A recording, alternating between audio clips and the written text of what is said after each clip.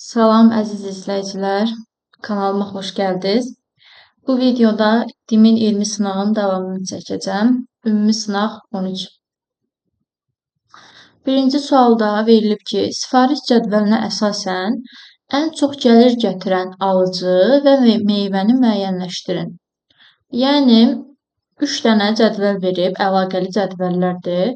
Bu 3 cədvələ baxaraq kimin daha çox belə deyək də gəlir gətirdiyini və ən çox satılan və yaxud da ən çox daha doğrusu gəlir gətirən meyvəni tapmalıyıq. Burada alıcıların kodları bu hissədə verib. Alıcıların kodları. Və həmin alıcıların kodları burada da var. Baxırıq ki, məsəl üçün M hansı məsəl üçün daha çox belə deyək də gəlir gətirib. M0033-dən bir dənə var.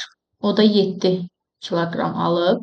M0047-dən də bir dənə var. O da 12 kiloqram alıb.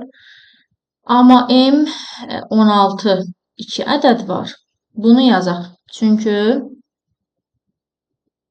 2 ədəd məsəl üçün 8 kiloqram, biri də 15 kiloqram alıb da deyək. Bu da 23 kiloqram eləyir. Sonra M1041 var. 1041. Bundan da 2. Yəni də ədəd verilib. 10 kiloqram bir meyvə alıb. 12 kiloqram da, yox bu deyil. 5 kiloqram da bir alıb. Məsələn, 5 kiloqram biri, 10 kiloqram da biri olanda bu da deməli 5, o da 10. 15 kiloqram da bu alıb. M1024 də 2 dəfə verilib. Deməli 5 bu, 12 də bu. 17 də bu alıb. M1024 də olur deməli 17. Sonra 1015-dən də 2 ədəd var. 1015 də alıb 18 və 17. Deməli ən çox bu olacaq.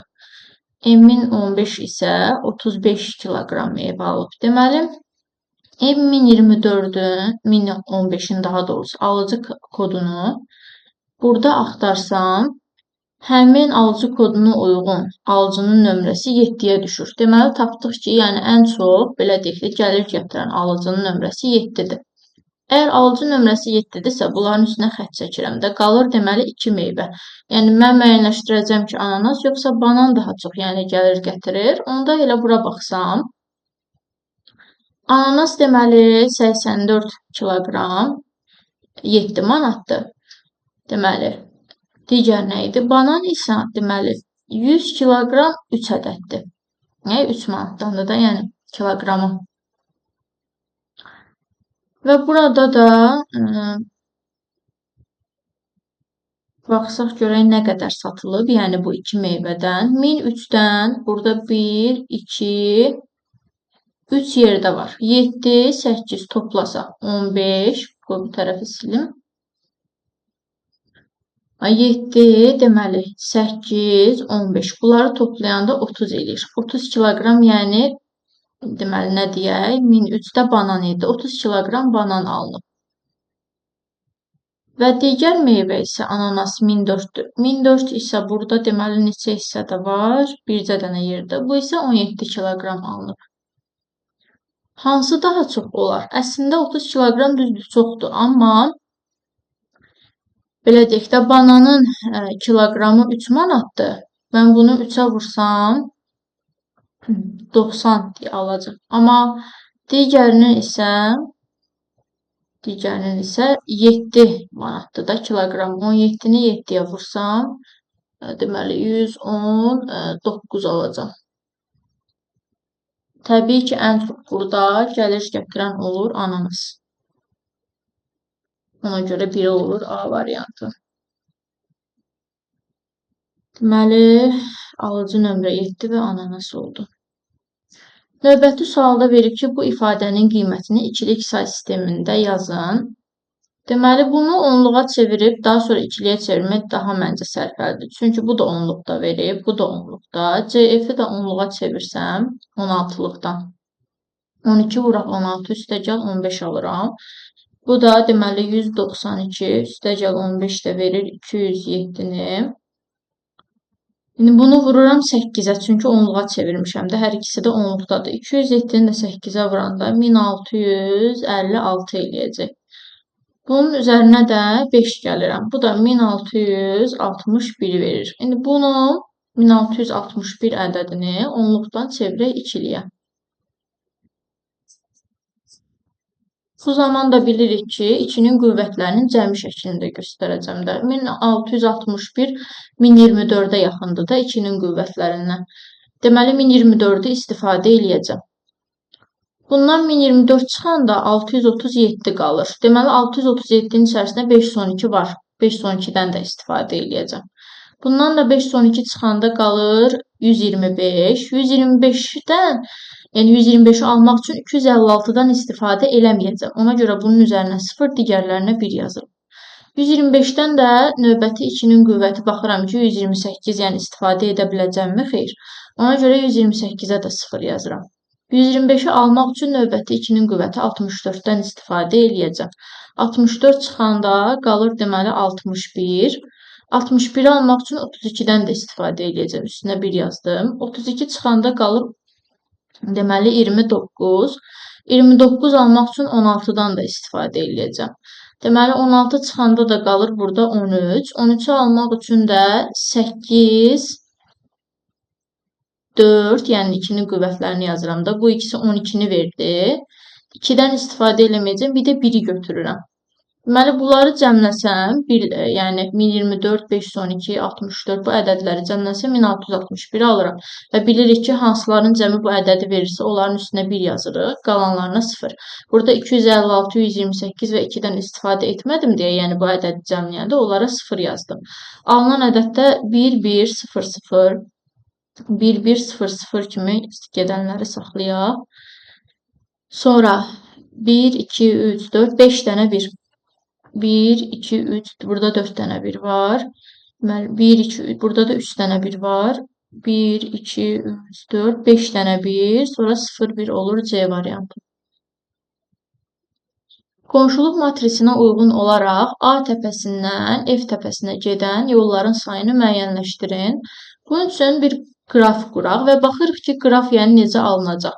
A-dan B-yə baxıram ki, yol var, çünki birlər yolların olduğunu göstərir də. B-dən A-ya isə yol yoxdur, çünki 0 yazılıb. Sıfırlar da yolların olmadığını göstərir. Deməli, bu əlaqəsizdir də, yəni yönəldilmiş qrafdır. Çünki A-dan B-yə var yol. Amma B-dən A-ya yoxdur, yəni diqrafdır. Bu qrafı bu formada qurmalıyam. Sonra A-dan C-yə yol var. Sonra A-dan D-yə yol var. B-dən isə D-yə yol var. Bir də F-ə yol var. Daha sonra C-dən D-yə yol var. Əlavə olaraq Y-yə yol var. Y-dən də sadəcə F-ə yol var. F-dən də heç birinə yol yoxdur. Belə bir qraf alınır və bu qrafda bir dəqiqə D-dən də F-ə yol var. D-dən də F-ə yol var. D-yə baxmadım. Baxaq, D-dən F-ə, Y-dən F-ə, bəli. Deyir, bu qrafda deməli A təpəsindən F təpəsinə gedən yolların sayını tapın. Bundan sonra da bildiyimiz bir standart qayda var ki, birinci təpədən çıxan tillərin üstünə 1 yazırıq. B-yə gələn tillərin üstündəki ədədi digər tillərə yəni yazırıq özündən çıxan. C-yə bir til gəlibsə özündən çıxanlara 1. D-yə gələn tillərin üstünü toplasam 3 alıram. D-dən çıxan tilə 3 yazıram. Y-yə gələn tilin üstündəki ədəd qədər özündən çıxan tilin üstünə həmin ədədi yazıram. Və F-ə gələn birbaşa yolları toplasam 3, 1, 4. Bu ilə bir yerdə də 5 alınır. Keçək növbəti suala. Proqram fraqmenti siyahını artan sırayla düzləndirib ekrana çıxardır. Nöqtələrin yerində hansı kod fraqmentinin olduğunu müəyyənləşdirin. Artan sırayla düzmək üçün siyahıdırsa, bəli, sort metodundan istifadə edilməlidir.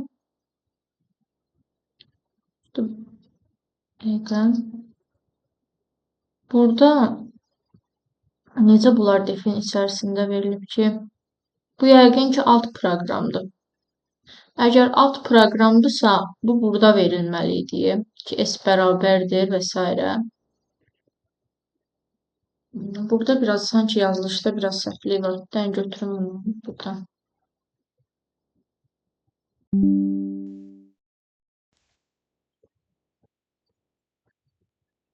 Çünki biz bilirik ki, alt proqram çöldə verilir axı. Def fa yazsaq, məsəl üçün bu burada verilməli idi ki, s bərabərdir 1, 9, 7, 6 və s. də neçə dənədirsə, yeni bərabərdir fs və print yeni.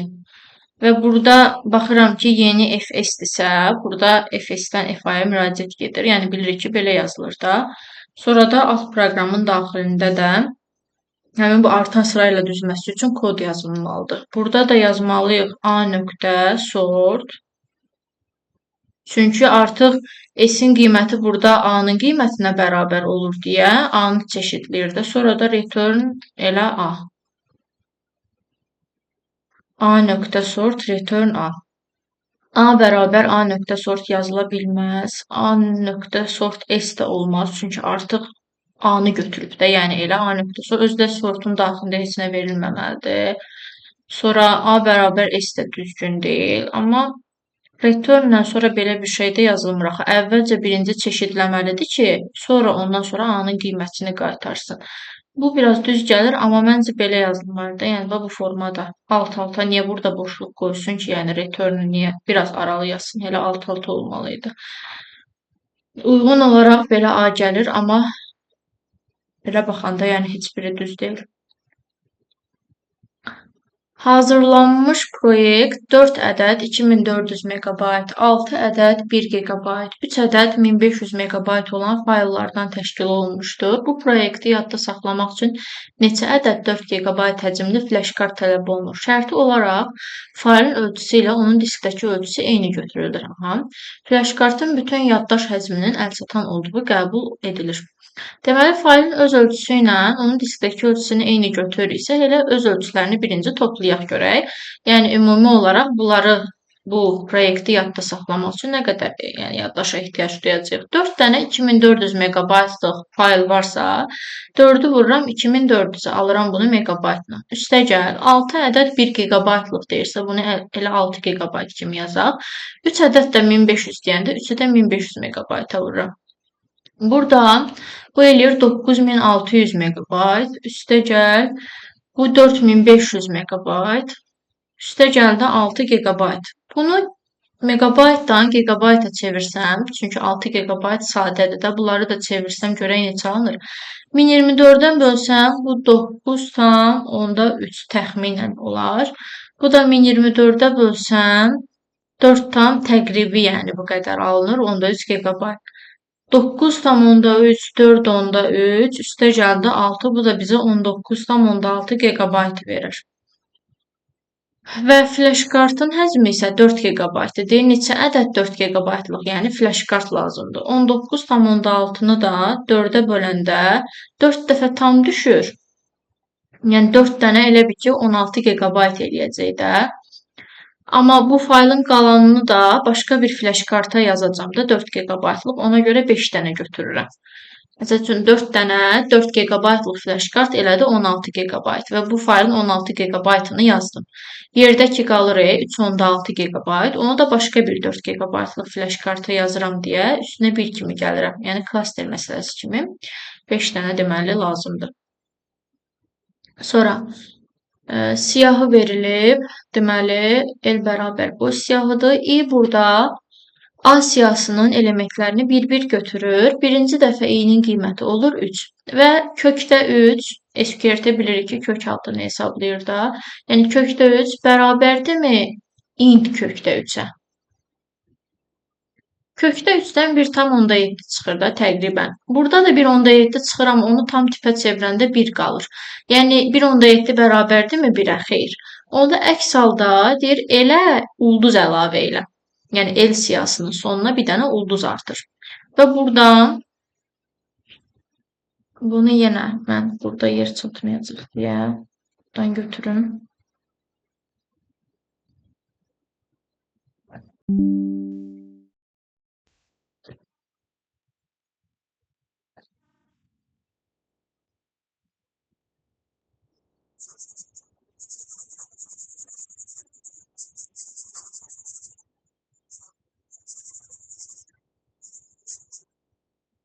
Deməli, birinci dəfə i-nin qiyməti oldu 3 və kökdə 3 bərabər deyildi də, yəni int kökdə 3-ə. Çünki 1,7 bərabər olmadı 1-ə. Əks halda onda elə deyir ulduz əlavə et. Mən elə burada təkrar yazmayacağam. Elə öz üzərində burada əlavə eləyəcəm. Onsuz da əlavə eləyən kimi siyahı dəyişir, yenilənir. Yoxsa bu el siyahısıdır. Ay, onda fərqliymiş. El siyahısına əlavə eləyirik. Elə əlavə ediriksə, onda elde ulduz alınacaq. Elə dedim A-ya əlavə edir, amma fərqliymiş.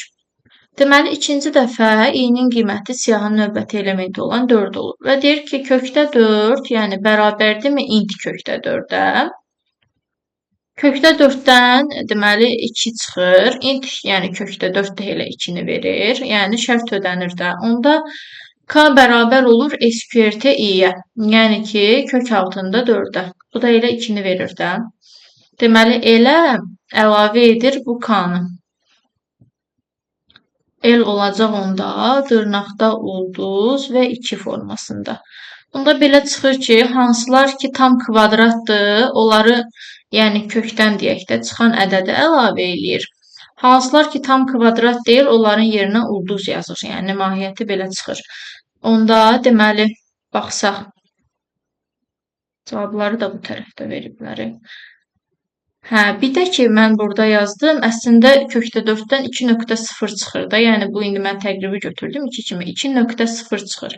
Və yaxud biz belə yazırıq. 5 bölünsün ya 12 bölünsün 4 yazırıq. Bu əslində 3 olsa da 3,0 kimi alınır. Belə olanda yəni 3 çıxır. Burada da elə 2,0 alınır. Burada bəs niyə bərabər götürür? Yəni 2,0 bərabərdir elə 2-yə, yəni bunu tam ədəd kimi götürür də 2,0. Ona görə bərabər olduğuna görə şərt ödənir. Deməli, burada da alınan siyahını əvvəlcə buradan yazın. Bax, 3-ün yerinə yazdı ulduz, tam kvadrat deyil deyə. 4-ün yerinə 2,0, 15-in yerinə ulduz, sonra 9-un yerinə 3,0, sonra 16-nın yerinə 4,0, sonra 18 tam kvadrat deyil. Bunun yerinə yazacaq deməli ulduz, 33 də tam kvadrat deyil, ulduz, 25 tam kvadratdır, 5,0. Axırda da join verib. Join də bilirik ki, siyahını sətrə çevirir də, yəni birləşdirərək ulduz, sonra 2,0, 3,0, 4,0, ulduz, yenə ulduz, 5,0 belə bir siyahı olmalıdır. Yəni sətr olmalıdır. Ulduz 2,0, sonra 2,0'dan sonra burada bir dənə də ulduz var, yazmamışam. Sonra 3,0, 4,0, ulduz 2,0, ulduz 3,0 belə idi deyəsən. Çünki bu uyğun gələn bir dənə bu oldu. 4,0'dan sonra neçə ulduz var? Bir də baxın, bəli 2 dənə ulduz düz gəlir bu. Olur deyə bəndi. Sonra 40 simvollu əlifbada yazılmış deməli 12 səhifəli elektron sənədin hər səhifəsində 250 deyir simvol var. Bu sənədin informasiya həcmi ilə Unicode sisteminə çevriləndən sonrakı həcminin fərqini byte ilə müəyyənləşdir. Deməli 12 səhifəli sənəddirsə əgər bunun həcmini tapanda səhifə sayını, yəni 12-ni vururam. Hər səhifədə olan simvol sayına 250-yə. Əgər 40 simvollu əlifbada yazılıbsa, bilirik ki, bu simvollu əlifbada bir simvol 6 bit yer tutur. Burada da alırıq, deməli, yəni byte ilə istəyir deyə fərqi əvvəlcədən 8-ə bölürəm. İxtisar getsə 4, 3. Bu da, deməli, 4 ilə də 4 ilə də 6-nı ixtisar aparsam 2, 3, deməli, bu da qalır 9 vuraq 250 bölünsün 2.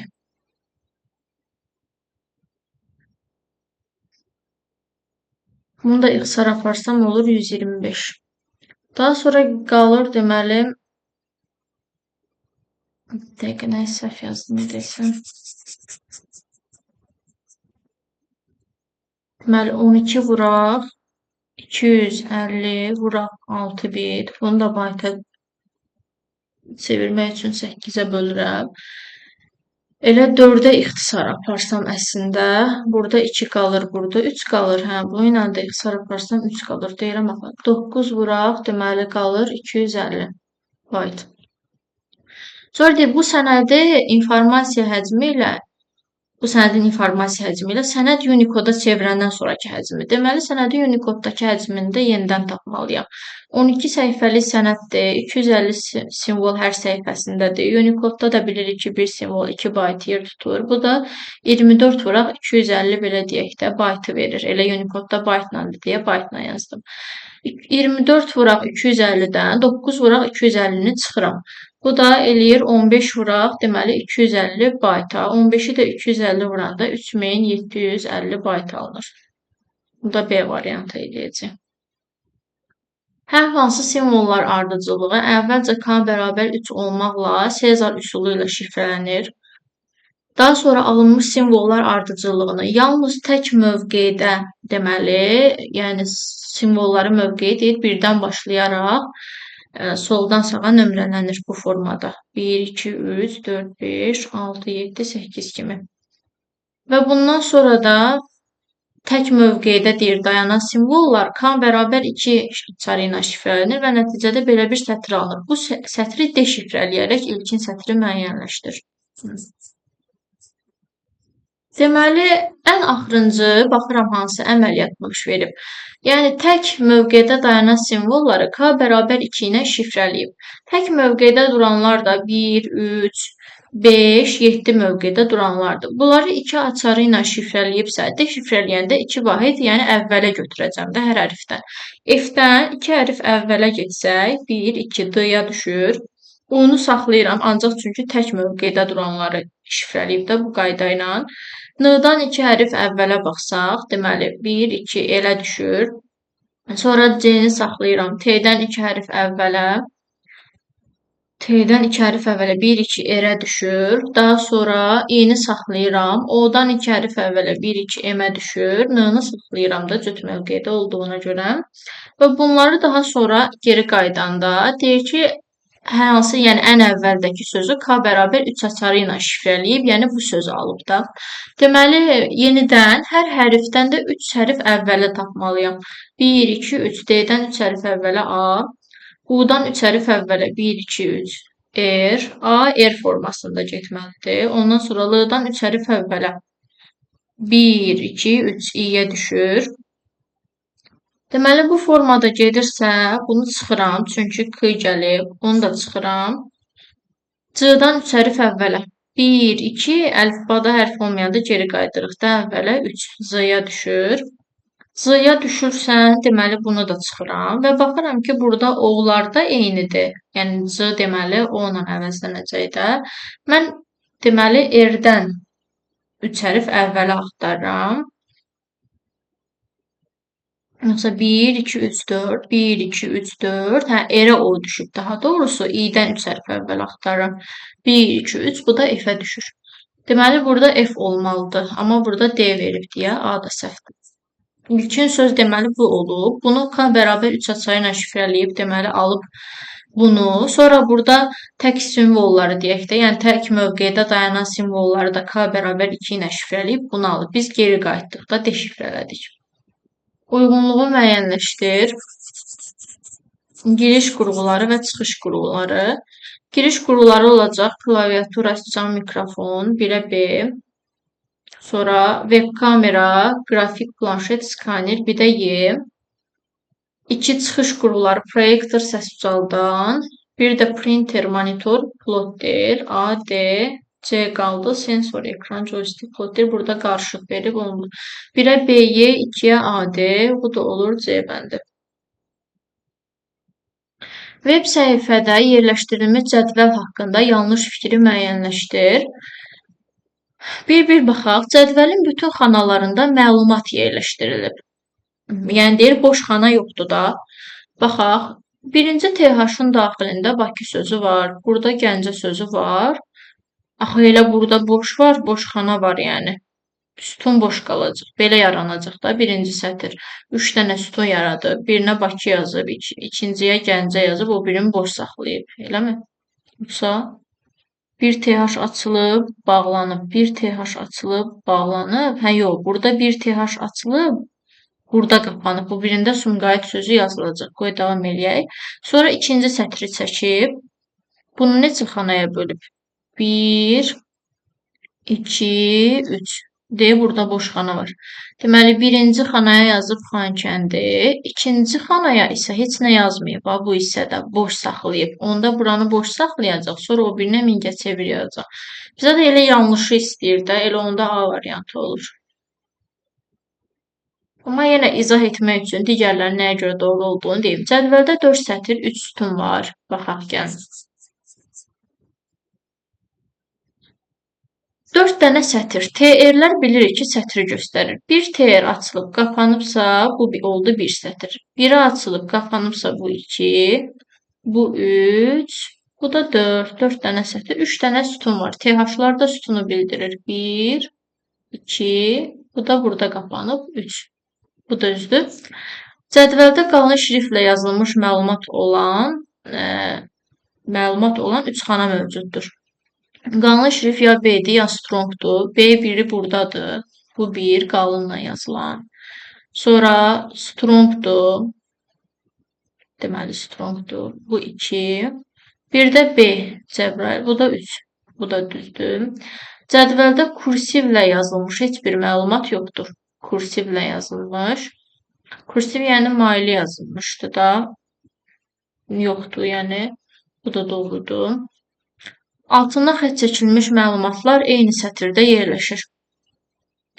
Altdan xətt çəkilmə U teqidir də. Bunlar deyir eyni sətirdə yerləşir. Bəli, bu sətrin daxilindədir. Biri buradadır, digəri də buradadır. Bu da düzdür. K sayda pikseldən ibarət raster qrafik təsvir verilib. İlk olaraq rəng dərinliyi 6 bit, informasiyanın həcmi 20.400 bit olduğunu nəzərə alaraq, sonradan rəng çalarlarının sayı 1024-ə qədər əgər artırılarsa, həcmi nə qədər artar? Deməli, K sayda piksel deyir. Biz birinci ilkin şəklin piksel sayını tapaq. Çünki rəng dərinliyi ilə həcmi bilirik. Həmin şəkli başqa rəng çaları ilə belə deyək də kodlaşdırır. Piksel sayını tapsam, sonraki rəng dərinliyini bilirəm. Sonraki həcmini də tapsam, nə qədər həcmin artdığını tapa bilərəm. Deməli, K piksel sayı, rəng dərinliyi 6 bit, həcmi də 20.000 olur 400 bit. Burada K-nı tapanda, yəni piksel sayını 3400 alıram. Həmin şəklin, yəni piksel sayını növbəti rəng dərinliyinə vururam. Əgər rəng çalarlarının sayı 1024-dürsə, rəng dərinliyi onda 10 bit olur. Bunu da 34.000 bit alıram. Bizə indi aradakı fərqi soruşur da. 34.000-dən 20.400-ü çıxsam, deməli, bunu mən bitlə ala bilməyəcəm. Çünki bu qədər, yəni həcmdə bit verilməyib də. Yəni 17.000 alınmır məlum məsələ ki, bitlə. Onda bunları byte-a çevirib çıxacam. Çünki cavab byte-la belə görünür. 20.400 biti byte-a çevirsəm, yəni 8-ə bölsəm, bunu alacam 2550 byte. Bunu 8-ə bölsəm, 3400-ü. Burada da alacam, daha doğrusu 34.000-i 8-ə bölsəm, 4250 byte. Deməli, sonraki həcmindən əvvəlki həcmini çıxsam, 4250-dən çıxacam 2550 byte. Bu da 1700 byte eləyəcək. Olacaq D bəndi. Sonra 12.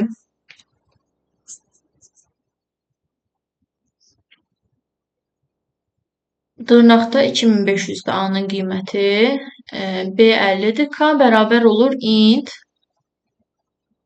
Deməli, A-da 2-yə qədərki indeksli simvollar istəyir. 0, 1, 2, 3. Bilirik ki, bu halda 2-nin özü götürülmür. Onda dırnaqda 25-i götürəcək. Int də bunu tam tipə çevirsə, ədəd kimi 25 olacaq. İndi dövr eləsək, B böyüdüm ondan, 50 böyüdüm ondan, bəli. B bərabər olur, B-ni 10-a böləndə tam hissə, 50-ni 10-a böləndə tam da 5 düşür. Buradan geri qayıtsa əvvələ, 5 böyüdüm ondan, xeyr. Yox cavabı alıb dövrdən çıxırıq və K-nı B-yə bölür. K 25-dir, B də 5-dir, böləndə də 5.0 alınır. Bu A, deməli sonra 13. Sifariş cədvəlinə görə sifariş kodu 2-dən çox olan, daha sonra meyvə kodu isə min 2-dən fərqli olan yəni bu sorğuya cavab verən meyvələrdən ambarda ən çox olanı müəyyənləşdir. Sifariş kodları bunlardır və burada 2-dən böyük olanlar bu hissələrdir də, 3-dən 10-a qədəridir. 3-dən 10-a qədər. Bir yazaq. 3, 4, 5, 6, 7, 8, 9, 10. And meyvə kodu da 1002-dən bu fərqidir deməkdir. Yəni 1002-dən fərqidir olanlar. Deməli 1, 1, 2, 3, 5. Hələ ki yazın. 1, 2, 3, 5. 5-dən sonra baxaq. 1, 2, 3, 5. 6, 9, 10. 6, 9, 10. Çünki 1002-dən fərqi olanları axtarırıq da. And bilirik ki, kəsişmədir də. Bu ikisini kəsişdirəndə ortaq olanlar 3, 5, 6, 9, 10 çıxır. 3, 5, 6, 9, 10. Burada qeyd edirəm. 3, 5, 6, 9, 10.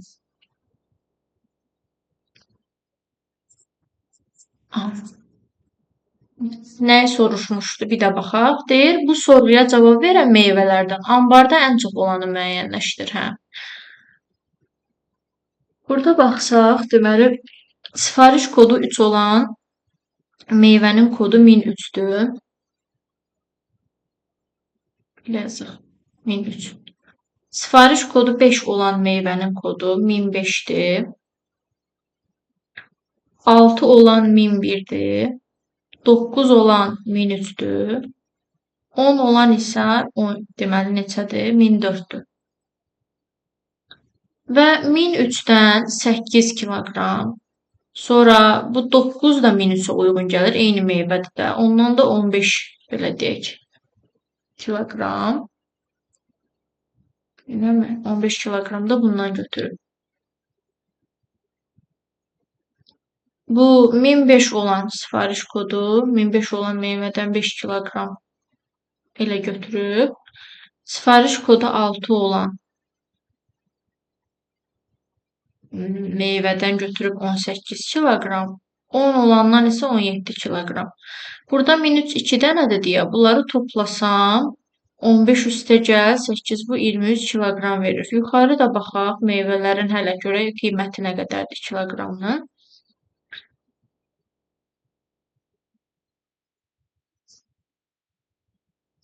Burada gəlir gətirən soruşmur deyəsən. Birinci sualda elədir. Ambarda ən çox olan, hə, ambarda ən çox olan meyvəni.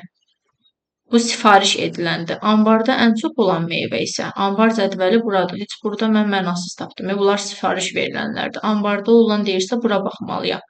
Onda 1001, 1005, 1003, 1004 bunlara baxıram. 1001, 1003, 1004, 1005, 1001 78, 1003 100, 1004 84, 1005-də 25. Ambarda ən çox olan elə 100-dür də. 100 kiloqram. Ambarda ən çox olan meyvə 1003-dür. 1003 də hansı meyvəyə düşür? Banana. Bu ən çox sifariş ediləni tapmaq üçün idi. Ehtiyac yox imiş. Elə buradan baxıb ambarda ən çox olan meyvəni tapdıq. Yəni banan olur Y variantı.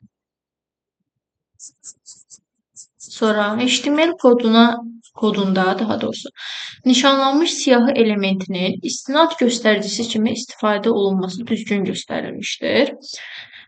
Nişanlanmış siyahı deyirsə, nömrələnmişi çıxdıq. Daha sonra nişanlanmış siyahı elementi bilirəm ki, linin daxilində yazılır da. Linin daxilində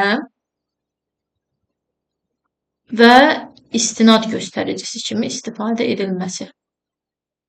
Ahref, şəkil nöqtə, JPEG, şəkil nöqtə 1. Elə budur da, istinad göstəricisi kimi təyin edilib. O birlərə baxaq. Ulda ar seyirci yazıb, seyirci ola bilməz. Yəni, çünki A-nın atributu refdir. Burada ümumiyyətlə heç linin daxilində verməyib də, yəni A-nı əlavə olaraq sadəcə istinad verib. Burada siyahı elementi deyirsə, linin daxilində, yəni istinad verməlidir. Siyahının elementi axı linin daxilində verilir. Burada da yenə də seyirci yazıb, bu da səhvdir. Elə A variantı olur. Excel cədvəlində verilmiş bu düsturun yerləşdiyi xana 3 sətr yuxarı, 2 sütun sola köçürülsə, yeni xanada alınan düsturun müəyyənləşdirilir. 3 sətr yuxarı, 2 sütun isə sola. Deməli, dollar Y-yə görə bu dollar qalır olduğu kimi. Bunu dəymirik. Çünki mütləqdir də. 25-dən isə 3 sətr yuxarı çıxanda, onda 3 sətr azalmış olur da.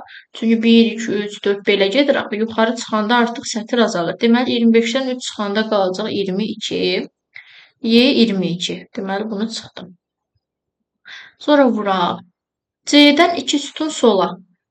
C, D, Y. Y-yə gəlib düşür. Y. Dollara görə də 30-a dəymirik. Yəni mütləqdir. Y 30. C-dən sonra sola deyirəm. Mən sağa axtarmışam. Sola deyəndə onda bu tərəfə. C-dən 2 sütun sola da deməli A, B, C gəlir də. 1, 2, A-ya düşür. Deməli A 30 olur. A, dollar 30. 27 olanı da çıxıram. C 30 olanı da çıxıram. Deməli, bu da getdi, bu da getdi, bu da getdi. Qaldı bu ikisi 22, A30 üstə gəl. Ədədlər xana çevrilməsi zamanı dəyişmir, bu da qalır. Qaldı burada. Dollara görə də 12-yə dəyməməliyik də. Yəni, bu dollar 9 səhvdir. Elə D variantı olacaq. F-dən də 2 sütun əvvələ gedəndə 1, deməli, C, D, Y, F gəlir də. F-dən də 2 sütun əvvələ D-yə düşür. Bu doğrudur. Dollara görə G-yə dəyməyib. 7-dən də 3 sətr yuxarı çıxanda 4-ə düşüb. Elə D variantı bəli, doğrudur. 16. Doğru ifadələri müəyyənləşdir. Driver kompüterin qurğularının işini idarə edən proqramdır. Bu doğrudur. Əməliyyat sistemi yalnız istifadəçi ilə kompüter arasında əlaqə yaradır. Xeyr, kompüterin işini idarə eləyir, proqramlar arasında əlaqə qurur, faylların saxlanması üçün fayl sistemi yaradır və s. Yəni bircə dənə funksiyası bu deyil. Xidməti proqramlar əməliyyat sisteminin imkanlarını artırır və bəzi məsələləri müstəqil olaraq həll edir. Doğrudur. Elə utilitlər, antiviruslar, yəni əməliyyat sisteminin imkanlarını artırır və məsəl üçün diskdəki o faylları təmizləmədir, o disk cleanup-dır və s. proqramlar, yəni bəzi məsələləri müstəqil olaraq həll edir. Verilənlər bazası idarə olunma sistemləri tətbiqi proqramlardır. Bu da doğrudur. İnternet brauzerləri sistem deyil. Sistem kompüterə xidmət göstərən proqramlardır. Brauzer isə bizim üçün, yəni belə deyək də, istifadəçiyə xidmət edirsə bu tətbiqidir. Bu da səhvdir. 1, 3, 4 doğru fikir olur. Alqoritmi icrası zamanı girişə 357 ədədi daxil edilərsə, çıxışda alınacaq qiyməti müəyyənləşdir. Deməli, baxaq. K0 y-də x-ə bərabər götürülüb. X böyüdümü 0-dan? Əvvəldə yazım y bərabər 357. Çünki x-ə bərabər götürüb. İndi x 357 böyüdümü 0-dan? Bəli. X-i 10-a böləndə tam hissə 35 düşür. K da bərabər olur K plus 1-ə, yəni 1-ə. İkinci dəfə 357, yox, artıq x 35-dir. 35 böyüdümü 0-dan? Bəli. Onda x bərabər olur 35, 10-a böləndə tam hissə 3, k bərabər olur 2. Məlum məsələ ki, bu ədədin rəqəmləri sayıdır. Növbəti dəfə x 3-dür. 3 böyüdümü 0-dan? Hə, x bərabər olur 3-ü 10-a böləndə tam hissə 0 düşür. K-nı 1 vahid artıranda 3 qalır. Və növbəti dəfə geri qaydanda x 0-da axı 0 böyüdümü 0-dan yox cavab alır. Yəni K3 həmin ədədin rəqəmlərinin sayını götürdü. Bunu kənardan yazım. K3'dür. Bizə bir dənə burada K lazım olacaq. Qalanları silirəm. Bir də əvvəldə biz y-i x-ə bərabər götürmüşdük. Yəni 357-yə bu lazım olacaq. İndi bu tərəfdəki dövrə hesablayaq. Deyir, x-i indi y-ə bərabər götür. Yəni o 357-ni təzədən x-a mənimsədirik. I kiçikdir bərabərdirmi k-dan? 1 kiçikdir bərabərdirmi 3-dən? Bəli. X bərabər olur x vuraq 10-a. 357-ni 10-a vuranda yanına 1 0, i-ni 1 vahid artırırım. Növbəti dəfə 2 kiçik bərabərdir 3-dənə. Yəni x-i bir dəfə də 10-a vurur. Buradan da görünür ki, neçə dəfə dövr gedirsə hər dəfə 10-a vuracaq da. Təbii ki, 3 dəfə dövr gedir. Çünki növbəti dəfə i-nin qiyməti 3 olanda 3 kiçik bərabərdir 3-dən yenə hə cavabı alırıq və bir dəfə də, yəni 10-a vurur. Amma i-nin qiyməti 4 olanda şərt ödənmir. 4 kiçik bərabərdir 3-dən yox cavabı alıb y-lə x-i cəmləyirik. X-in qiyməti deməli axırda olur 357.000 üstəgəl. Y-in qiyməti də dəyişməmişdi. Elə 357 idi. Bunları toplayanda da 357.357 alır. 357.357. Olur C variantı 17-də. Mətn redaktorunda Programming Language sətri yığılır. Bu qədər sıx yazılıb ki, testlər, yəni yazmağa yer yoxdur. Bu sətr yığılır. Lang hissəsi seçilir. Deməli, bu hissə seçilir. Daha sonra Ctrl X vurulur. Ctrl X da bilirik ki, bunu buradan kəsir. Sonra sola düyməsi 5 dəfə vurulur. Bunu mən gərək buradan yazım. Programming. Burada yəqin ki, boşluq var. Çünki sözlər arasında boşluq olur. Bu hissəni silmişəm də, qalıb bura. Kursor da hələ ki, buradadır sildiyim hissədə. Deməli, 5 dəfə deyir, sola düyməsi vurulur. 1, 2, 3, 4, 5. Gəlib dayanır burada. 2 dənə M hərfinin arasında. Backspace düyməsi 4 dəfə vurulursa, 4 dənə deməli silir sola. 1, 2, 3, 4. Sonra Ctrl V düyməsi vurulur. İndi yerdə qalanı yenidən yuxarı hissədən yazacağam. Pro qalıb, eləmi? Bunlar silinmişdi də. Bunlar silinib artıq. Bura Ctrl V yapışdırır. Axırıncı kəsdiyi isə lang hissəsi idi axı. Bunu kəsmişdik. Deməli, bura yapışdıracaq Pro lang. Yerdə qalır Ming, boşluq və belə bir söz. Sonra deyir, kursor alınmış sətrin sonuna yerləşdirilir və backspace düyməsi 5 dəfə vurulur. 1, 2, 3, 4, 5-də boşluğu silir deyilir. Deməli, prolonging olur 18-də C bəndi. Proqram icra edilərkən klaviaturadan belə bir deyir sətr daxil edilərsə, ekrana nə çap olunacağını müəyyənləşdir.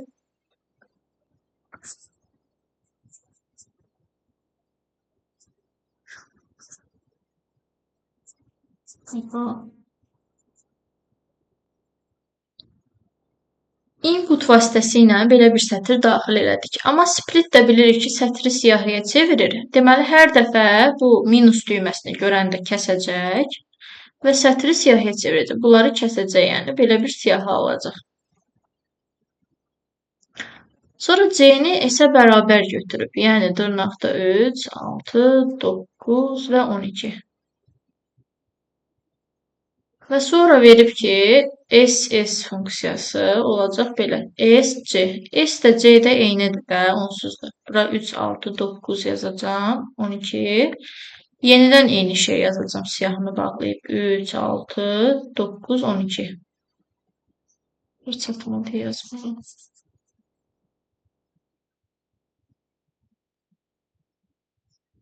Deməli, SS olacaq. 3, 6, 9, 12 dırnaqda. Bu bir siyahı.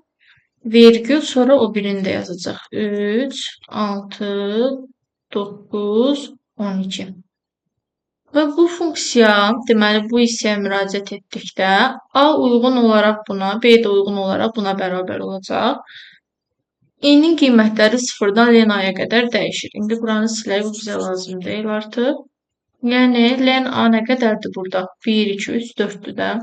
0-dan 4-ə qədər 4-ün özünü götürmür. 0, 1, 2, 3 olur. Deməli, birinci dəfə i 0 olduqda, deyir B-də 0-cı element bərabər olsun. Int A vuraq 2-yə. A-da 0-cı element dırnaqda 3-ə düşür. Bunu tam tipə çevirəndə 3 alırıq. 2-yə vuranda 6. Deməli, B-də 0-cı element dəyişir 6 olur. İkinci dəfə i-nin qiyməti 1 olur. Deməli, B-də birinci element bərabər olur. A-da birinci element, yəni A-da birinci element nədir? Dırnaqda 6. Bunu tam tipə çevirəndə ədəd kimi 6 alırıq. 6-nı vurur 2, 12 alır. 12-nin üstünə, 6-ın üstünə xətt çəkir, 12 alır. Deməli, hər elementi 2-yə vurur da, 6 olur, 12 olur, 9-u 2-yə vurur, 18 alır, 12-ni də 2-yə vurur, 24 alır. Alınmış yeni siyahı bu formada olur. 6, 12, 18, 24 kimi. Sonra verilib ki, 5 nəfər Arif, Asif, Akif, Vüqar və Alim 5 günlük iş həftəsi ilə çalışdıqları 5 mərtəbəli xəstəxanada işdən sonra hər biri müxtəlif mərtəbədə və günlərdə növbətçi qalırlar. Bunu burada çəkmək üçün yer yox. Neçənci mərtəbədə nəyi soruşur? Vüqar neçənci mərtəbədə və hansı gün növbətçi qalır? Bilirik ki, bu tipli suallarda cədvəl çəkirik və cədvələ əsasən də plus minus yəni qoyaraq da bilirik.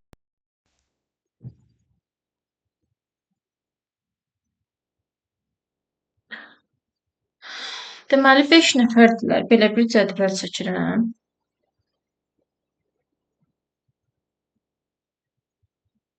5 dənə sətr, amma birincini boş saxlamaq şərti ilə 3, 4, 5. Çünki xanaları kəsişdirəcəyik deyə.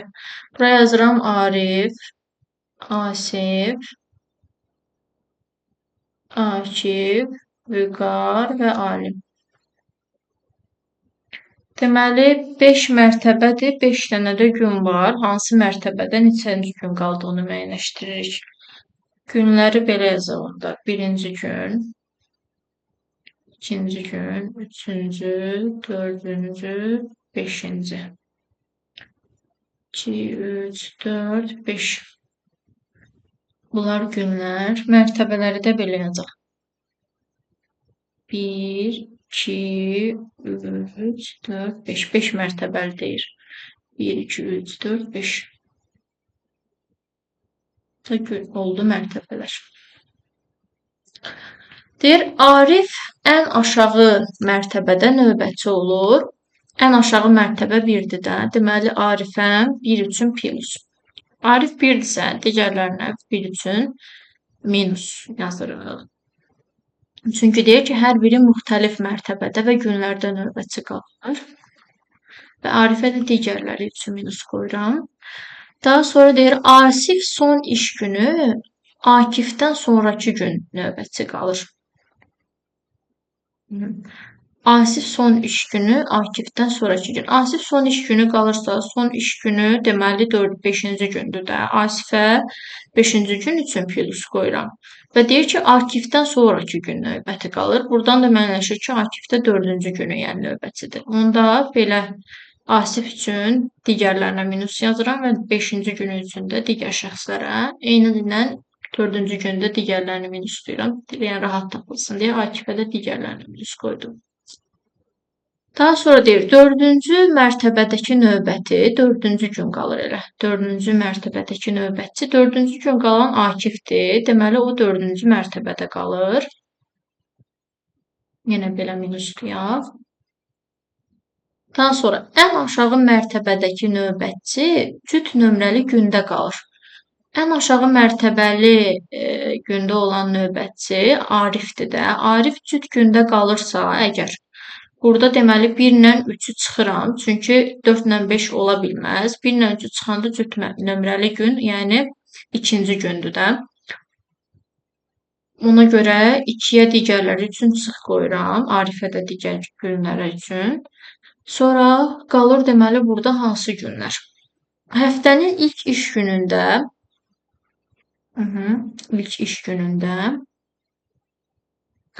Alim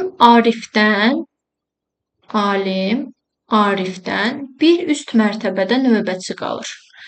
Birinci mərtəbədən bir üst mərtəbə 2-dir də. Deməli, Alim Arifdən bir üst mərtəbədə növbətçi olur. Bu da alim olur 2-ci mərtəbədə. Alimə 2 üçün plus qoyanda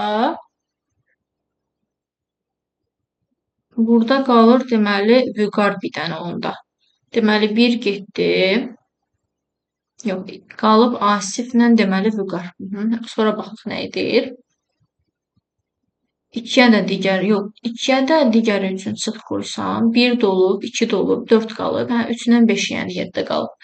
Üçüncü mərtəbədə növbəti qalan həftənin son iş günü qalır. Həftənin son iş günü 5-ci gün Asif qalır da. Asif onda deməli üçüncü mərtəbədə növbətçi olur. Üçüncü mərtəbə budursa, onda vüqara qalır deməli 5-ci mərtəbə. Bizə vüqarı soruşurdu da. Deməli 5-ci mərtəbəyə uyğun da hansı gün qalır? 5-ci mərtəbəyə uyğun gündə baxaq görək varmı? 5-ci mərtəbəyə uyğun da bir dənə 3-cü günü verir. 3-cü gün tapmasaq da yəni alır. Ölçüsü bu qədər olan fayllar diskdə birlikdə 13 ədəd klaster tutarsa, klasterin minimal informasiya həcmini müəyyənləşdirin. Belə ki, 25-i belə eləyək də, ən kiçik klasterin ölçüsü 1-ə bölsəm. Deməli, alacağım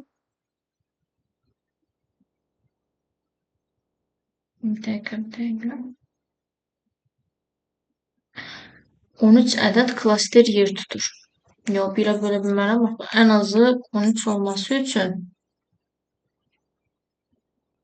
12-dən başlayaraq götürsəm, 25-i 12-yə bölsəm, 2 qalıqla bir yerdə 3 klaster düşür. Deməli, 41-i 12-yə bölsəm, deməli 3 qalıqla bir yerdə 4 klaster düşür. 121-i 12-yə bölsəm, 10 qalıqla bir yerdə 11 klaster düşür. Bu da yəni alınmır da 13-ü vermir. Burada klasterin həcmini böyük götürməliyəm. Yəni, niyə bir götürmədim? Çünki böyük götürməliyəm ki, 25-i böyük bir ədədə böləndə az bir ədəd çıxsın da. Bunları toplayanda 13 ala bilim. 12 elə belə ixtiyari götürdüm. Amma 12 olanda hələ yəni 3, 4, 7, 11 üstə 7, 18 hələ yəni 13-dən böyük ədəd alınır. Deməli, daha da böyük götürməliyəm ki, klasterin həcmini. 25-i həmin böyük ədədə böləndə qalıb az çıxsın. Deməli, 14-də də çox güman olmayacaq. Bir 15 yoxlayaq. 25-i 15-ə böləndə 1, qalıqla bir yerdə 2 klaster düşür. 41-i 15-ə böləndə 2, qalıqla bir yerdə 3 klaster düşür. 121-i 15-ə böləndə 8, qalıqla bir yerdə 9 düşür. Bu da bizə 14-ü verir. Deməli, bir dənə çatışmırsa, onda 16 olacaq çox güman. 25-i 16-ya böləndə 1, qalıqla bir yerdə 2 klaster. 41-i 16-ya böləndə 2, qalıqla bir yerdə 3 klaster. 121-i 16-ya böləndə 7, qalıqla bir yerdə 8 klaster. 8, 2, 10, üstünə də 3, 13 klaster eləyir, bəli. Deməli, klasterin həcmi olacaq 16. Həm də variantlara da baxırıq da, bəli, o da var. Yəni, variantlarda da əslində klasterin ölçüsünü ən minimum 12-dən götürüb. Yəni, burada da 12, sonra 12-dən başlayaraq yoxlasaq, 12 olmadı. 12 olmayıbsa 14 də çox uzaq qalırdı. Sonra 15-ə baxdıq. Yəni 15-də olmadı, 16 götürdük. Elektron cədvəlin A3, D3 diapazonuna uyğun olaraq qurulmuş deməli diaqramı müəyyənləşdir. A3-də verilib deməli A1 üstəgəl A2, A1 ilə A2-ni cəmləyəndə 20, B3-də verib B2 böl B1, 21-i 3-ə böləndə 7, üstəgəl D2, D2-də 3-dür. 7 üstəgəl 3, 10, bunu da 4-ə vuranda alıram 40. Sonra C3, A2 çıxaq C1, A2 çıx C1. 16-dan 11 çıxanda 5, 5-in deməli vurur D2-yə, 3-ə 15, 15-i də 2-yə vurur 30. D2, yox, D3 isə alınır B2 çıxaq C1, B2 çıxaq C1. 21-dən də 11 çıxanda 10, 20, 30, 40 bu formada. Sadəcə ardıcıllıqla gedib fikir verək. 20, 40, 30, 10 alınır. 20, 40, 30, 10 ardıcıllıqla elə A variantında düz gəlir. O birlərdə baxaq. Burada da var əslində. Məsəl üçün 10-dur, eləmi? 20-dir, 30-dur, 40-dır. Niyə olmur? Çünki burada birinci gələn 10-dur. Amma halbuki birinci 20-ni götürməlidir axı. 10, 20, 30, 40 getmir yəni. Lap tərsinə götürsə 10, 30, 40, 20-dir. Yəni ardıcıllıqla bu düz gəlir ki, 10, 20, 30, 40 kimi. Ya tərsdən də baxsaq, 30, 10, 20, 40 kimi düz gəlir. Həmçinin digərləri də elə. Məsəl üçün, burada da 10, 30, 20, 40 var, amma ardıcıllıqla getməyib.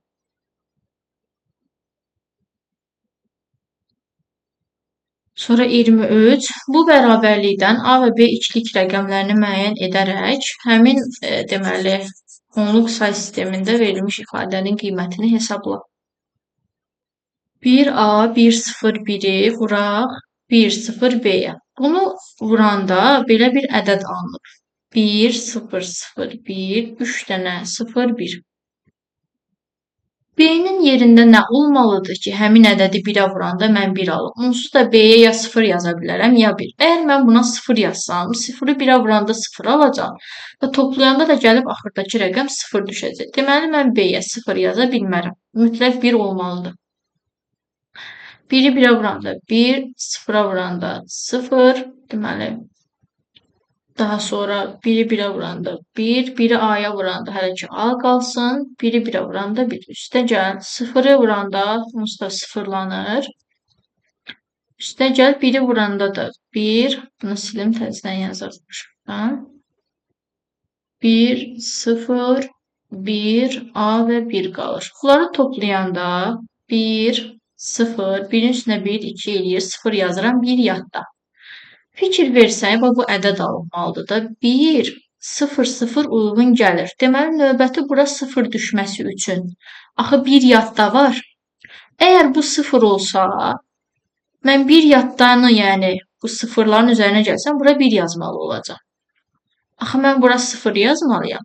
Deməli, A1 olmalıdır ki, 1-in üstünə 1 gələndə 2 olsun. 2-ni də mən 0 yazım, 1 yadda saxlayayım. Sonra 1 üstə gəl 1, 2, 1 yadda ilə 3 eləsin. 3-ü də 1 yazıb 1 yadda saxlayayım. Yenə A1 olsa, 1, 1 yadda ilə 2 eləyəcək, 0 yazacağım 1 yadda. Bu 1 ilə də 1 yaddan toplayanda yenə 0 yazacağım 1 yadda. Həmin ədədi alacağım. Deməli, A da B də 1-dir. Onda 2 vur 1, üstə gəl 3 vur 1, üstə gələ 1. Elə bunu yəni toplayıram onluqda da. Bu da mənə verir deməli 6-nı. 24.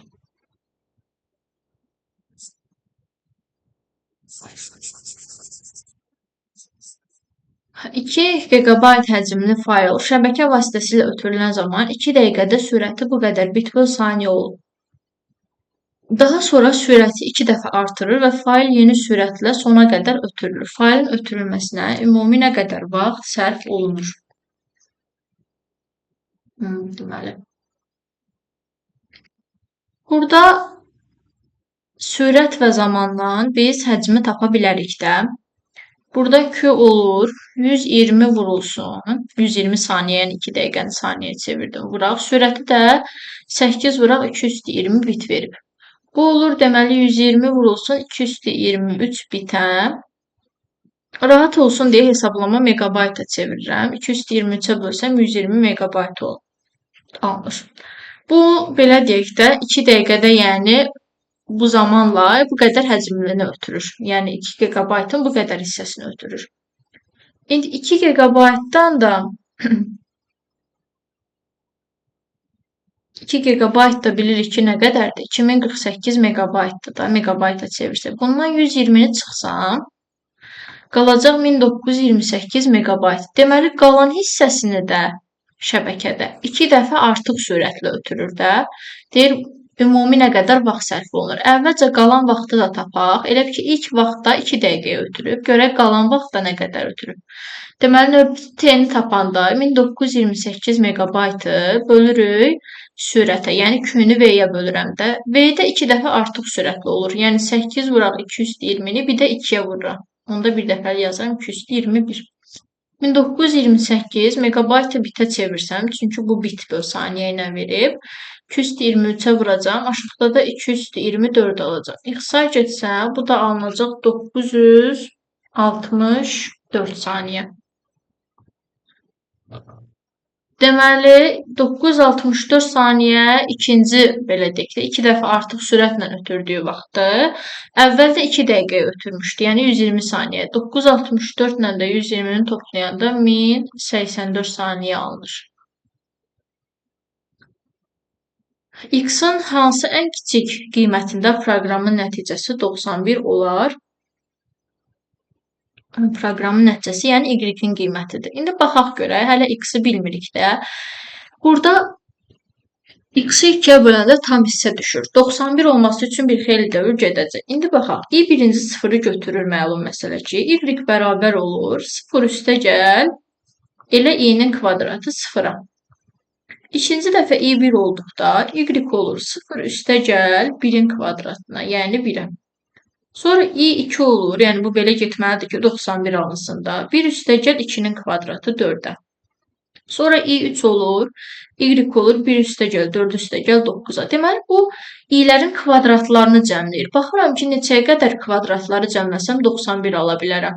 1, 4, 9, hələ ki 16 götürüm, 25. Bunları bu da çatmaz. 36-ya qədər baxaq. 1 ilə 9 bu 10-u verir. Bu da 20-ni verir. Deməli 20 10 bu elədi 30. 30-un üstünə 25 gələndə 55. 55-in üstünə də 36 gələndə 91 eləyir. Deməli 1-in kvadratının üstünə gəlib 2-nin kvadratını, 3-ün kvadratını, 4-ün, 5-in, 6-nın kvadratına qədər cəmləyib də ədədləri. Əslində i-nin qiyməti axırıncı neçə olub? 6. i 6 olub ki, burada 6-nın kvadratını cəmləyib. Deməli, i-nin qiymətləri də bura qədərdir axı. Deməli, bura mən 7 yazmalıyam ki, i-nin qiymətləri 0-dan 7-yə qədər olsun və 7-nin özünü götürmür axı bu halda. Yəni, 6-ya qədər qiymətləri götürə bilsin ki, 0-da 6-nın kvadratını cəmləsin. X-i 2-yə böləndə tam hissə əgər 7 alınıbsa, x neçə ola bilər? Bu 14, 15, 16, 17 ola bilər də. Yəni 2-yə böləndə tam hissə 16 yox daha doğrusu. 14 ola bilər, 15 ola bilər. Bizə deyir hansı ən kiçik qiymətində? Ən kiçik 14 olanda təbii ki alına bilər. Ona görə cavab elə 14 olur. 26. Elektron cədvəl fraqmentində D7 xanasının qiyməti 282 olarsa, B3 xanasındakı x-in qiymətini tap. Deməli, burada verib D6 vuraq B6. D6-ya baxsaq, san B3, C5 verib. Yəni, B3-dən C5-ə qədər olan xanaların cəmi deməkdir. Bunları cəmləsək, 12, 4, 16, bu 20, bu da 11. Bu bizə verir 36-nın üstünə də 11 gələndə 47. Deməli, 47 vuraq, yəni bu 47 almışam. 47 plus x daha doğrusu. Bunu vururam B6-ya, yəni 5-ə. Üstünə də gəlirəm B2-ni. B2-də də verib 7. Bu bərabər olur 282-yə. Burada mötərizəni açsam 235 üstə gəl 5x plus 7 bərabərdir 282 alacam. 5x bərabərdirsə 40-a, yəni hesablama aparanda 40-da 8, yəni x-da 8 olacaq. Deməli, bura 8 yazılmalıdır ki, düzgün, yəni alınsın. Birbaşa yazdım da, burada D6 verib, D6 da axı B3-dən C5-ə qədər xanaların cəmidir. Cəmləyəndə bunu elə ki, 47 üstəgəl x almışdım. Bunun yerinə, D6-nın yerinə 47 üstəgəl x aldım. Sonra da B6 5-dir, yəni yerinə qoyub yazanda x-i tapdım. Uyğunluğu müəyyən edin. Funksiya qiymət qaytarır. Funksiya qiymət qaytarmır. Qiymət qaytarır o deməkdir ki, məsəl üçün countda. Tutaq ki, bir sətirdir, A bərabərdir, A, B, C, A belə bir sətirdir də. B bərabərdir A nöqtə count dırnaqda A yazanda bu mənə 2-ni verir, yəni qiymət qaytarır. Və yaxud replace də qiymət qaytarır. B bərabərdir A nöqtə replace, məsəl üçün deyirəm, dırnaqda A-nı C ilə əvəzlə deyəndə yeni qiymət alıram. Yəni 1-ə olur A-nın Y. Amma reverse ilə append qiymət qaytarmır. Olan siyahını sadəcə dəyişdirir. Məsəl üçün, siyahı bu formadadır da. A bərabərdir 2, 3, 4-dür. Mən A nöqtə append tutaq ki, 4 yazıramsa, bu siyahıya 2, 3, 4 yenə 4-ə əlavə edir. Olan siyahını dəyişir, yeni qiymət almır. Eyni ilə reverse də həmçinin olan siyahının tərsinə çevirir, yeni qiymət almır. B, D. 1-ə olur AY, 2-yə də olur BD. Buradan kəsək.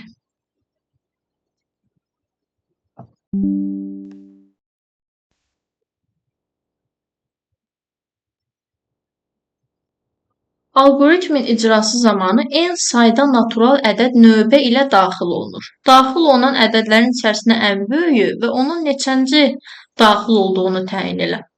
Ümumiyyətlə, n sayda ədəd daxil etmək üçün əvvəldə, başlanğıcdan sonra elə bir n-in özünü daxil edirəm.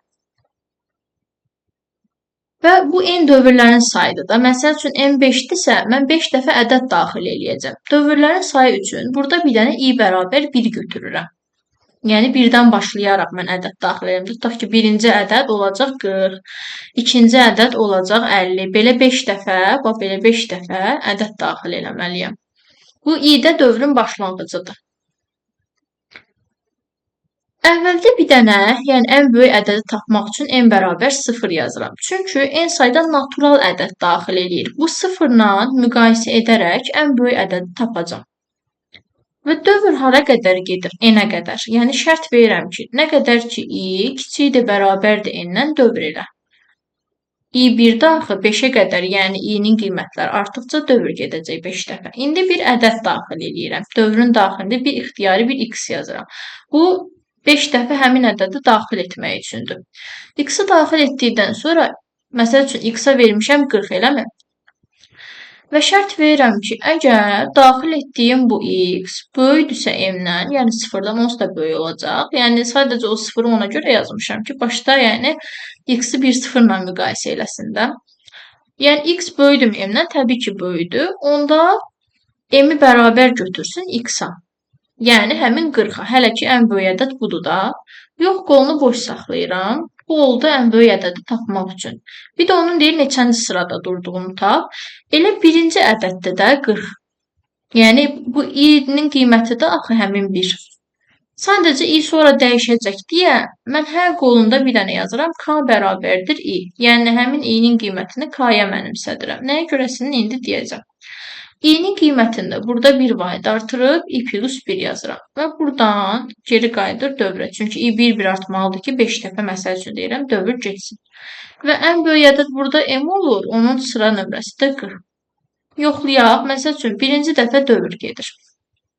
1 kiçikdir, bərabərdirmi? Lap n-i 3 götürək. 3-dən, hə. X-a bir qiymət verir, məsəl üçün 40. Deyir, 40 böyükdürmü 0-dan? Bəli, onda m-i 40-a bərabər götürür. K da olur 1, yəni sıra nömrəsi 1-dir də birinci dəfə daxil edilib. i burada artıq 2 olur. İkinci dəfə, indi x 2 kiçik bərabərdirmi 3-dən? Hə, məsəl üçün x-a 30 vermişəm də. X böyükdürmü m-dən? 30 böyükdürmü 40-dan? Yox cavabı alıram. i bu dəfə olur neçə? Deməli, 3 olur. Deməli, ikinci daxil edilən ədəd axı böyük ədəd olmadı. Mən elə i-nin qiymətini onun sıra nömrəsi kimi götürsəm səhv eləyəcəkdim. Çünki ikinci daxil etdiyim ədəd, yəni ən böyük olmayacaq. Yəni onun sıra nömrəsini ona görə hər qolunda həmin o i-nin qiymətini k-ya mənimsətdim. Yəni ən böyük ədəd hansı sırada daxil edilirsə, k həmin o i-nin qiymətini özünə götürsün. Növbəti dəfə 3 kiçik bərabərdir 3-dən hər qoluna gəlir. Məsəl üçün hər qoluna gəlir və x-a bir qiymət verir. Məsəl üçün 100. 100 böyükdürmü 50-dən? Əvvəlki qiymət neçə idi? 40-dan, bəli. Onda m-i x-a bərabər götürür, yəni 100-ə və k-nı da həmin o i-yə bərabər götürür, yəni daxil etdiyi sıra nömrəsinə. Yəni bir sözlə ən böyük ədəd və onun sıra nömrəsini hər qolunda yəni yazırıq. Çünki i hər dəfə o kiçik ədədlərində sıra nömrəsini götürür axı. Məsəl üçün 30-u daxil edirəmsə 30-un da sıra nömrəsini i götürür. Amma mən ən böyüklərin sıra nömrəsini götürməsi üçün hər qolunda k-nı i-yə mənimsətdim. Sonra klaviaturadan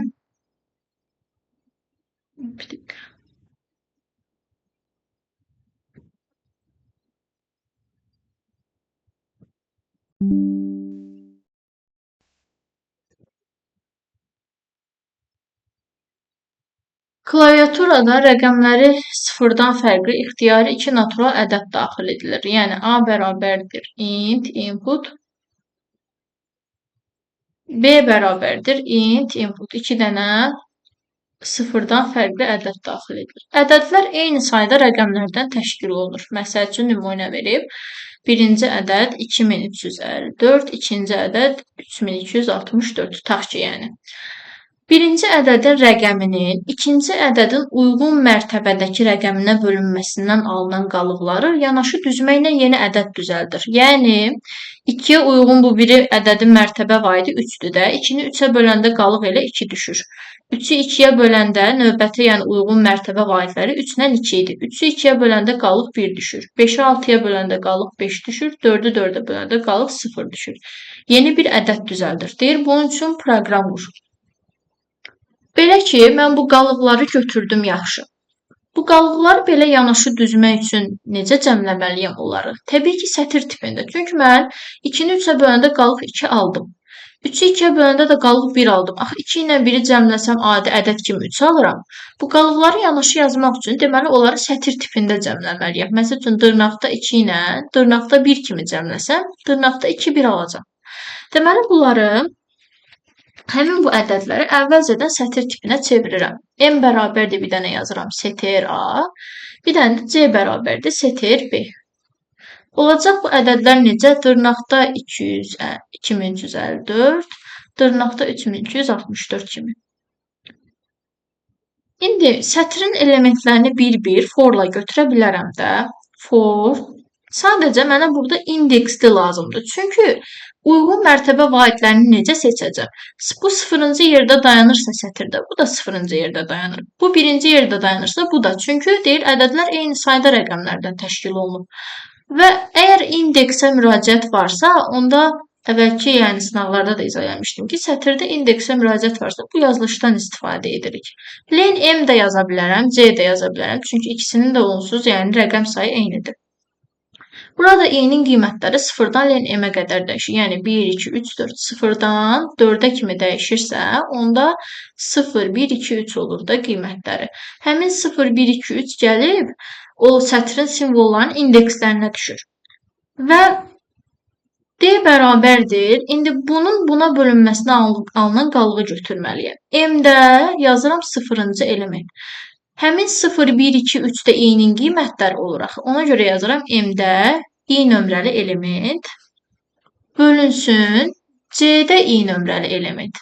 Sadəcə bunlar, məsəl üçün, M-də 0-cı element dırnaqda 2-dir. Amma mən bunu ədəd kimi 2 kimi götürmək istəyirəm. Çünki 2-ni 3-ə ədəd kimi bölüb qalığı götürəcəm. Ona görə qarşısına bir dənə int yazıram. Məsəl üçün, alınır dırnaqda 2, bunu tam tipə çevirir 2 alır. Burada da dırnaqda 3 alır. Ədəd kimi 3, yəni də tam tipə çevirir 3 alır. 2-ni 3-ə böləndə də qalıq elə 2 düşür. Qalır bu qalıqları, alınan qalıqları sətr tipində cəmləmək. Bunun üçün əvvəldə bir dənə boş sətr götürürəm. Belə dırnaq açıb bağlayıram. Və boş sətrin üstünə gəlirəm D-ni. Amma D-də ədəd kimi almışam da artıq. 2-ni 3-ə böləndə qalığı mən ədəd kimi tapdım. Təzədən D-ni sətr tipinə çevirirəm. Yazıram sətr D. Məsəl üçün yazaq, I-nin qiyməti deməli 0 olanda almışdıq. Dırnaqda 2-ni tam tipə çevirdim 2, dırnaqda 3-ü də tam tipə çevirdim 3. 2-ni 3-ə böləndə qalıq nə düşmüşdü? 2. Təzədən burada boş sətrin üstünə gəlirəm sətr D-ni. Yəni dırnaqda 2-ni toplayanda da alıram dırnaqda 2. Növbəti dəfə 3-ü 2-yə bölür, qalığı 1 alır. Sonra həmin biri sətr tipinə çevirir, üstünə gəlir. Bu qayda ilə, yəni uyğun mərtəbə vahidlərinin qalıqlarını sətr tipində toplaya biləcəyik. Və bundan sonra da dövrdən çıxandan sonra yazırıq bir dənə print S. Belə, daha sonra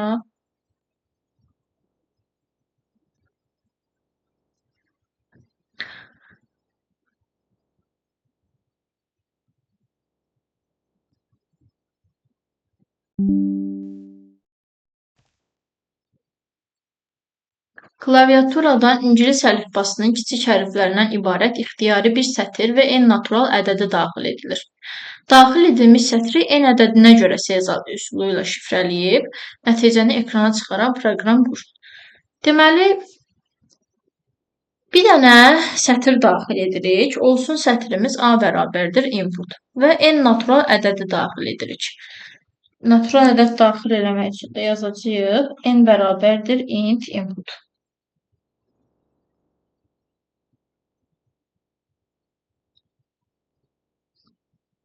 Deyir, bunu n ədədinə görə, yəni açar n-dir də, n ədədinə görə sezar üsulu ilə şifrələ. Bilirik ki, sezar şifrəsi nədir? Yəni, hər hərfdən açar qədərdir. Yəni, əgər açar burada n-dirsə, açara görə həmin açar qədər sağdakı hərfi götürüb əvəzləyirik. Məsəl üçün, A sözü kitabdırsa, tutaq ki, N-in qiyməti də 3-dürsə, hər hərfdən 3 hərf sonranı götürməliyəm. Məsəl üçün Q-dan 3 hərf sonra 1, 2, 3 N-ya düşəcək. I-dən 3 hərf sonra 1, 2, 3 L-ya düşəcək. Bu formada yəni şifrələməlidir. Əlifbanı bizə verib. Əlifbanı burada mütləq götürməliyəm. Çünki o əlifbaya görə şifrələyəcəm. Ona görə həmin əlifbanı yazıram. Bir dənə Y bərabərdir. Dırnaqda A, B, S, D, Y, F, G, H, I, J, K, L, M, N, O, P, Q, R, S, T, U, V, W, X, Y, Z. Bu formada. Sonra bu sətrin mən elementlərini bir-bir götürməliyəm də, çünki hər birini eyni bir açarla şifrələyəcəm. Yəni burada dövr gedir, çünki eyni bir prosesi təkrarlayıram, yəni K-nı da 3 açarla şifrələyirəm, i-ni də. Ona görə dövrdən istifadə edəcəm. For i in A. I burada A sətrinin simvollarını bir-bir götürür və i-nin birinci qiyməti olur dırnaqda Q hərfi. Həmin bu Q-dan 3 hərf sonranı mən gəlib əlifbada axtarıram axı. Əlifbada Q-nı tapıram, ondan 3 hərf sonranı tapıram. Və bunu necə tapa bilərəm? Əgər mən burada, bu da sətir kimidir də, bunun özünü də indeksləsəm bu formada. Həmin bu, məsəl üçün, K-ya neçə düşürsə, bundan 3 hərf sonraki hərf də 10, 11, 12, 13 N-dır da. Üstünə həmin açarı gəlsəm, K açarını gəlsəm indeksinin üstünə. Bu K-nın indeksi onun üzərinə açar kimi N-i gəlsəm, həmin o 13 şifrələmək istədiyim hərfin indeksinə düşəcək də. Deməli onda A-dan götürdüyüm bu simvolun Y-dəki indeksini tapmalıyam. Bunu da bir dənə işarə edirəm D-lə. Bilirik ki, sətirdə indeksi tapan metod da finddir. Y.find i yazıram. K-nın Y-dəki indeksini tapdı 10 aldı. N bərabər 3 açarı ilə şifrələyirəm axı. Üstünə 3-ü gəlirəm. Üstünə 3 gələndə 13 alıram. 13 də həmin şifrələmək istədiyim hərfin indeksinə düşür. İndi o hərfin özünü götürmək üçün də necə yazmalıyam? Mənim aldığım D 13-dür də artıq. Yəni 13-cü elementi göstərmək üçün Y-də D indeksli element kimi ifadə edəcəm bunu. Çünki D 13-dürsə, Y-də 13-cü element gəlib N-ya düşəcək. Və mən bunu dırnaqda N kimi alıram. İndi birinci N almışam, məsəl üçün sonra dırnaqda L alıram. N, L, bunları mən yenə sətir tipi kimi toplamalıyam ki, axı yanaşı formada, yəni yazılsın. Ona görə əvvəldə bir dənə boş sətir götürürəm və S bərabər S üstə gəl yazıram Y-də D indeksli element. Yəni birinci götürür dırnaqda N-nı, boş sətrin üzərinə gəlir dırnaqda N. Sonra növbəti dəfə götürür, məsəl üçün, i-ni 3 açarla şifrələyir, L alır. N-nın üstünə gəlir L-nı dırnaqda. Belə formada birləşir, yəni sətir tipində cəmləyir. Bu da olur Sezar üsulu ilə şifrələmə. Deməli, burada yazıram print, yəni dövrdən çıxandan sonra S. Bu videoluk bu qədər. Gələn videolarda görüşənədək.